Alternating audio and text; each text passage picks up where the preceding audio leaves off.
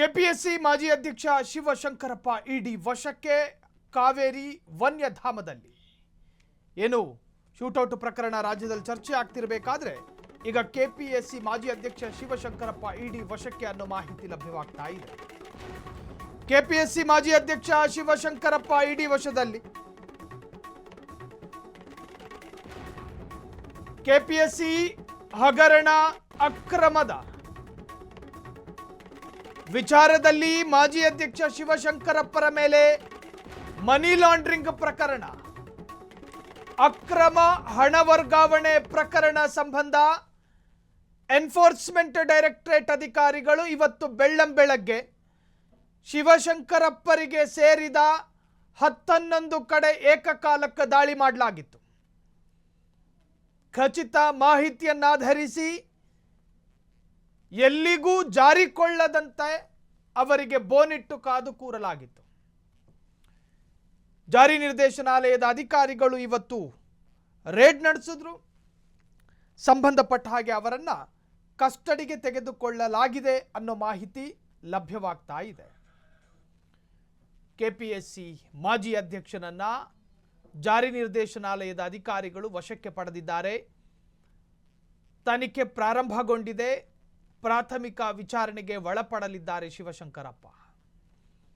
ಕೆಪಿಎಸ್ಸಿಯಲ್ಲಿ ಅಕ್ರಮ ನೇಮಕಾತಿ ಆಗಿದೆ ಎನ್ನುವ ಆರೋಪಕ್ಕೆ ಸಂಬಂಧಪಟ್ಟ ಹಾಗೆ ಅವರನ್ನ ವಶಕ್ಕೆ ಪಡೆಯಲಾಗಿದೆ.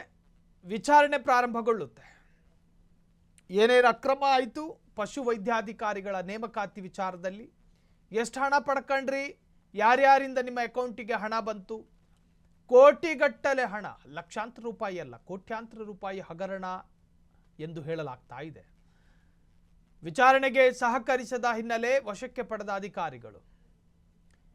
ಅಧಿಕಾರಿಗಳು ಇವತ್ತು ರೇಡ್ ಮಾಡಿದ್ರು.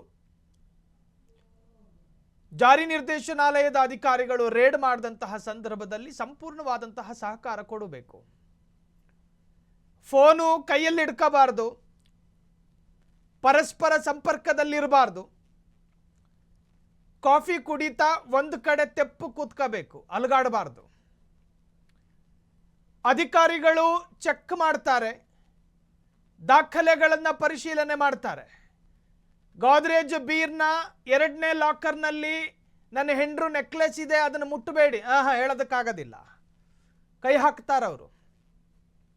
ದಾಖಲೆಗಳನ್ನು ಪರಿಶೀಲನೆ ಮಾಡ್ತಾರೆ, ಅವರನ್ನು ತಡೆ ಒಡ್ಡಬಾರ್ದು. ಕೊನೆ ರೂಮು ನನ್ನ ಹೆಂಡತಿದು ಅಂತನೂ ಹೇಳಂಗಿಲ್ಲ.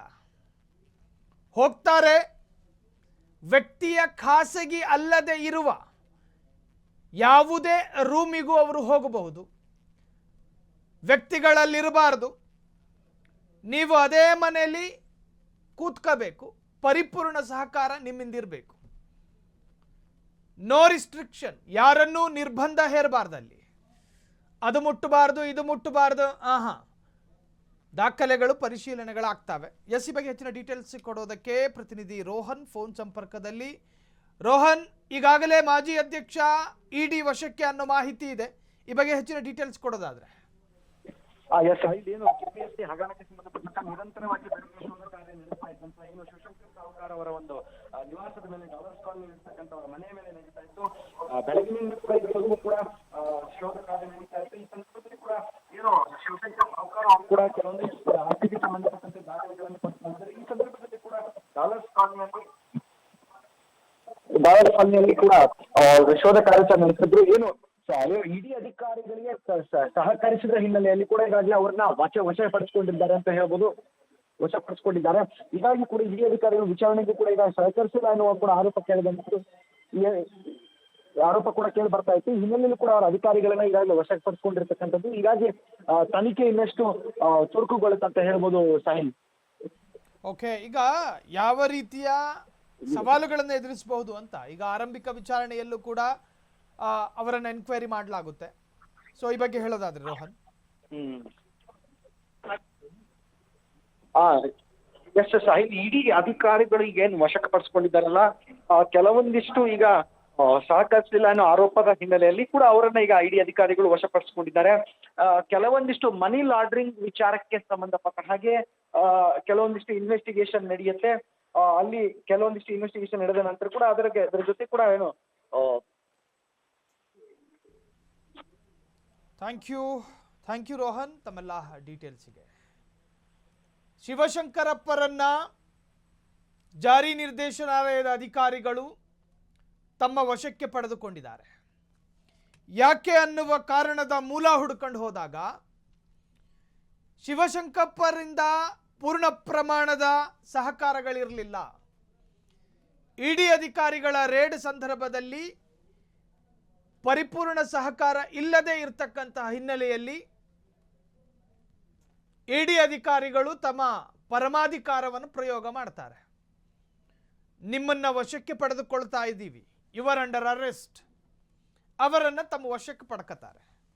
ಅದಾದ ನಂತರ ತಮ್ಮ ತನಿಖೆಯ ಭಾಗವಾಗಿ ಪರಿಶೀಲನೆಗಳನ್ನು ಮಾಡಲಾಗುತ್ತೆ. ಸೊ ಈಗ ಶಿವಶಂಕರಪ್ಪ ಇಡಿ ಅವರ ಸುಪರ್ದಿಯಲ್ಲಿದ್ದಾರೆ. ಈಸ್ ಇನ್ ಇಡಿ ಅವರ ಕಂಟ್ರೋಲ್ನಲ್ಲಿ. ಇಡಿ ಕಸ್ಟಡಿಗೆ ತೆಗೆದುಕೊಂಡಿದೆ. ಇನ್ನು ಮುಂದಿನ ವಿಚಾರಣೆ ಶಿವಶಂಕರಪ್ಪರದ್ದು ಇಡಿ ಅಧಿಕಾರಿಗಳು ನಡೆಸಲಿದ್ದಾರೆ.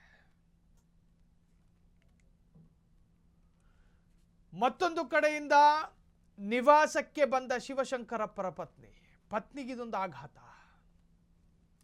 ತನ್ನ ಗಂಡನ ನಗುಮುಖವನ್ನೇ ನೋಡುತ್ತಿದ್ದ ಪತ್ನಿಗೆ ಇಡಿ ಅಧಿಕಾರಿಗಳ ಶಾಕ್ನಿಂದ ಒಂತರಹದ ಆಘಾತಗಳು ಎದುರಾಗಿದೆ.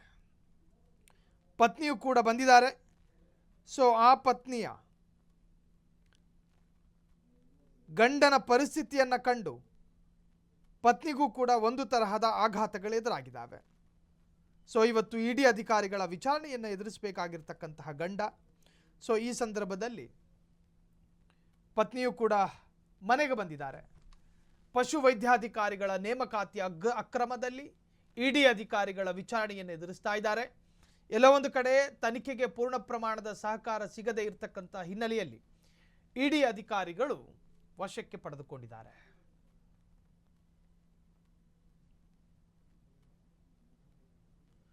ಸೊ ಇನ್ನು ಕೆಪಿಎಸ್ಸಿ ಅಕ್ರಮಕ್ಕೆ ಸಂಬಂಧಪಟ್ಟ ಪಶು ವೈದ್ಯಾಧಿಕಾರಿಗಳ ನೇಮಕಾತಿಯಲ್ಲಿ ಅಕ್ರಮ ಆರೋಪ.